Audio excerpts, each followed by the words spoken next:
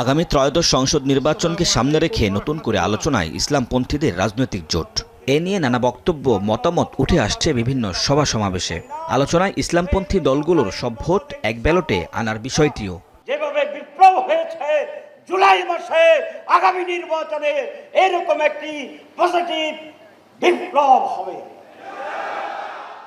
ধর্মীয় মতভেদ ভুলে ভোটের মঞ্চে এক হতে চায় জামাত ইসলামী ও ইসলামী আন্দোলন। এছাড়াও জোটের আলোচনায় আছে বেশ কয়েকটি ইসলামিক দল। ইসলামী আন্দোলন বাংলাদেশের যুগ্ম মহাসচিব গাজী আতাউর রহমান বলেন, গণঅভ্যুত্থান পরবর্তী বাস্তবতায় জনমনে নতুন রাজনৈতিক সম্ভাবনা তৈরি হয়েছে। তাই আগের মতো জোটের রাজনীতিতে এবার ব্যর্থ হতে চান না তারা। বিএনপির পরে দেখেন ধারাবাহিকভাবে 2, 3, 4 সিরিয়ালে আছে ইসলামী সংগঠনগুলো। এখন ইসলামী সংগঠনগুলোর দিকে মানুষের প্রত্যাশা বেশি।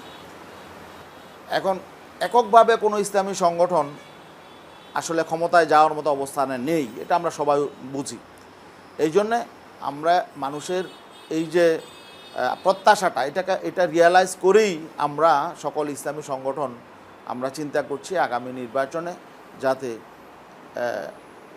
ঐক্যবদ্ধভাবে নির্বাচনটা করা যায়।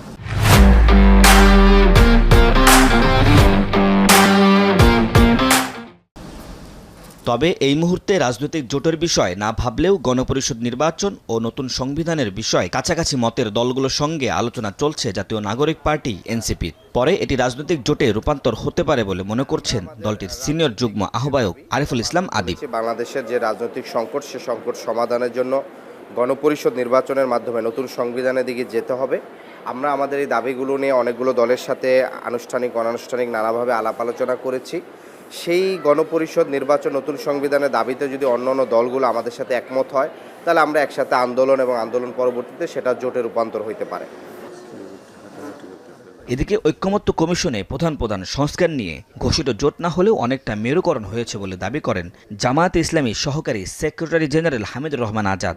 বলেন, রাজনৈতিক জোট কিংবা জোটবদ্ধ নির্বাচন যেই প্রক্রিয়াই হোক, সে ব্যাপারে বিভিন্ন দলের সঙ্গে যোগাযোগ রাখছে জামাত। সংস্কার কমিশনে যে আলোচনা হয়েছে সেই জায়গায়ও ঘোষিত জোট না হলে অনেকটা মেনুকরণ হয়েছে। সম্ভাবনা যারা আছি তারা সবাই মিলে আমরা একটা ইলেকশন সুষ্ঠু করার জন্য আগে ঐক্যবদ্ধ হব, তারপরে নির্বাচনী বিষয়গুলো আমরা আলাপ আলোচনা ভিত্তিতে নির্ধারণ করব। তবে ইসলামপন্থী দলের নেতৃত্বে জোটে যেতে অনাগ্রহী এবি পার্টি। দলটির চেয়ারম্যান মুজিবুর রহমান মঞ্জু জানান, এককভাবেই নির্বাচনের প্রস্তুতি নিচ্ছেন তারা। তবে মধ্যপন্থী ও জুলাই আকাঙ্ক্ষা পোষণ করা দলের মধ্যে জোট হলে আগ্রহী তার দল। আমরা এককভাবে নির্বাচনের প্রস্তুতি নিচ্ছি, কারণ আমরা দেখেছি অতীতে কোনো নির্বাচনে ধর্মীয় দলের নেতৃত্বে যদি কোনো জোট হয়, তাদের ইলেকশনের রেজাল্ট খুব ভালো হয় না। বরং ধর্মীয় দলগুলো যদি অন্য মধ্যপন্থী দলের অধীনে জোটে যায়, তাহলে তাদের রেজাল্ট ভালো হয়। ফলে ওই রকম কোনো জোট যদি হয় যে কোনো মধ্যপন্থী দলের নেতৃত্বে, সেখানে ধর্মীয় দলগুলোও থাকলো, অন্যান্য দলও থাকলো, সেটাও একটা বিবেচনায় রাখা যেতে পারে। রাজনৈতিক জোটের বিষয়টি অস্পষ্ট থাকলেও জুলাই সনদের আইনি ভিত্তি বাস্তবায়ন ও গণপরিষদ কিংবা পিআর পদ্ধতিতে নির্বাচনের বিষয়ে সহাবস্থানে রয়েছে জামাত, এনসিপি ও ইসলামী আন্দোলন। সেটা জোটে রূপান্তর হবে কিনা তা হয়তো নির্বাচনী তফসিল ঘোষণার পরেই বোঝা যাবে। ওমর ফারুক, এখন, ঢাকা।